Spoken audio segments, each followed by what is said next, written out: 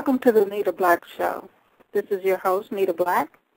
For those of you that are listening in for the first time, we started this show to start answering some of the Black community questions. We get a lot of questions in our magazine, our emails, and so we thought we'd put out a vehicle to, since we've helped so many different people start online radio shows, we wanted to start a radio show where we could actually answer people's questions directly, and also we still help a lot of the radio shows by producing their shows and helping them with the information that listeners call in and want to know.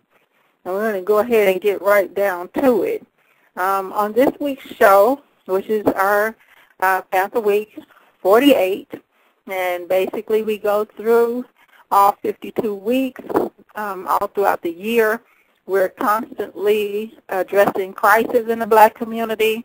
We track predators, which are those people that basically prey on the Black community and do different things that are basically siphoning the resources, things like that. And then we also monitor problems. Those are the things that Black people do to themselves and to each other. And we work on improving their understanding of the impact of those things that on the Black community.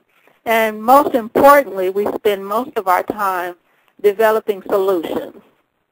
And we have basically set up a 52 solution year. It's a rolling year, and each year we go through those solutions with the Black community through everything from television shows, radio shows, internet radio shows, town hall meetings, entertainment events, campaigns, all different kinds of vehicles we use to get that information out. So we're going to go ahead and get started with our first segment, which of course deals with our health segment. And right now the health in the Black community has gotten to a very critical situation. We've always had the worst health treatment as long as Blacks have been in this country. But right now we have a crisis that is basically hitting us to the same point as yellow fever, excuse me, things like the plague. This is actually becoming what will be known in history as a Black plague, or something very, very close to it. In our health segment, we have right today the Black HIV crisis in the Black communities around the world. And for anyone who has been even halfway keeping up with this crisis, we know that the situation has gotten to the point where we're seeing almost every Black family in the United States, in the major Black cities, have at least one family member, if not more, but have at least one family member that is either has the HIV virus or is actually dying of the AIDS disease. And it is devastating families, mostly because they deal with the crisis alone. Each of them deal with it in their own way, but they deal with it alone, mostly because they're afraid of what people will think about their family member, about their family. And the main thing that is occurring right now is that most of the families in the Black communities are dealing with what is called heterosexual HIV, which means that you have a lot of partners who may not know that they've been with people that have been with people that have been with people who were with someone who was homosexual and gave them the virus. And what is happening is that since you have so much bisexuality and so, you know, there's increase in strippers who have sex with both heterosexual and bisexual men, they really tend to spread the virus very, very quickly. So right now it has become a huge problem. And unfortunately, the black community will not have enough doctors or scientists working on the problem, enough black scientists working on the problem to really handle it over the next 10 to 12 years. So that's one of the main crises that we deal with, which is crisis number 3, the black HIV crisis in the black communities around the world. Now, the next thing that we deal with is predator number 48, which is the black HIV epidemic in the black communities around the world. Now, the epidemic is different.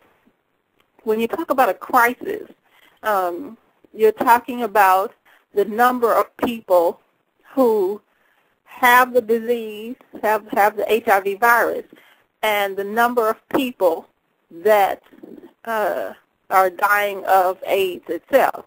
But when you talk about the HIV epidemic, you're talking about the spread of the disease, the rate of spread that is occurring.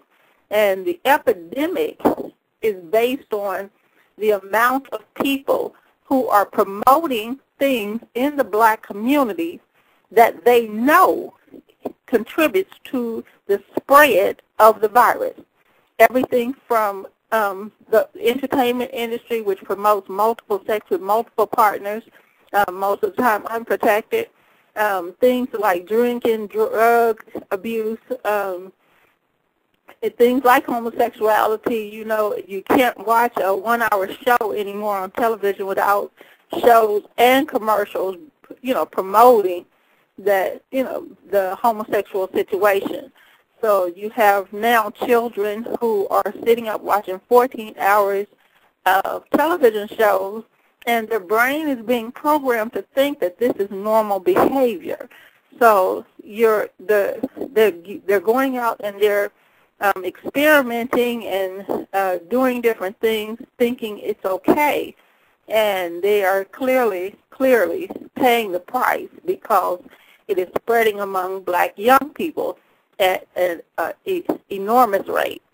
So we deal with predators and stopping those predators that are promoting the mental illness in the black communities that is responsible for spreading the virus so quickly. And that epidemic is growing at a rate. To help people kind of understand why we call it an epidemic and why it is considered an epidemic, when I first started running the Panzer School 27 years ago, you had, I was responsible, if you will. Each of the Panthers take on a responsibility for the black community. And we were responsible for 1.3 billion black people. And that included the 36 million black people that were in this country. And now, just 27 years later, there are only 887 million black people of 6.6 billion in the world. You know, with all of the world population growing, the population of black people has actually decreased by 500 million.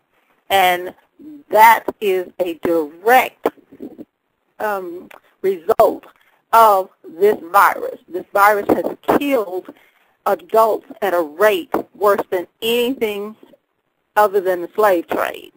And it has gotten to the point where it is a comparable catastrophe to the slave trade because of the number of adult deaths and bloodlines that have been lost. So when we talk about an epidemic, we're talking about over the next 10 to 12 years, if black people do not do something immediately to turn this around, that population of blacks worldwide will actually drop again another 300 million over the next 20 years. And it will actually be under 500 million by 2020, between 2020 and 2030. So a lot of black people don't really look at the black population as a whole, and even fewer of them look at the black population in 20 years, 40 years, 60 years, whatever. But for those that do, they are really, really trying to get people to understand the seriousness that the black community is facing, because what we do not want is for us to get down to, 50 million black people worldwide, and suddenly everybody's panicking and trying to do something about it. The time to do something about it was actually 27 years ago. The time to make up for lost time and do something, roll up your sleeves, get it done, is right now. The time that it will be past the point of no return will be in the year about 2020. And so that with that significance, we have just a little bit of time over the next 2 years to educate people on the epidemic and the impact of it. People forever telling people that there is an epidemic. But what we're going to do is we're going to break it down and help individual families understand how the things that they support and the things that they are watching and listening to and letting their children watch and listen to are actually directly responsible for the increase in the number of family members that they are losing. So whether it's to violence, whether it's to HIV, whether it's to homosexuality, whether it's to broken families, to adultery, cheating, all that good stuff, that is, we have to connect the dots of that pyramid so that they understand what is directly causing the problems that they are having. Because right now, they're doing kind of the ostrich thing because everything looks so big. So we're going to break it down for them the way that we tend to do. The problem of the situation that we deal with for week number 48 is the state of the black child in the black community of black America.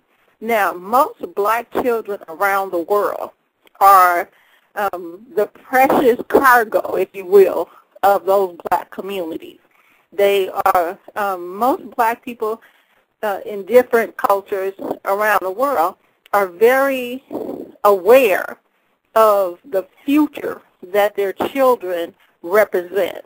Many of the black males in different African cultures and island cultures, they are very proud when they have a male child, and also when they have a female child, but very proud when they have a male child because they know that is their seed.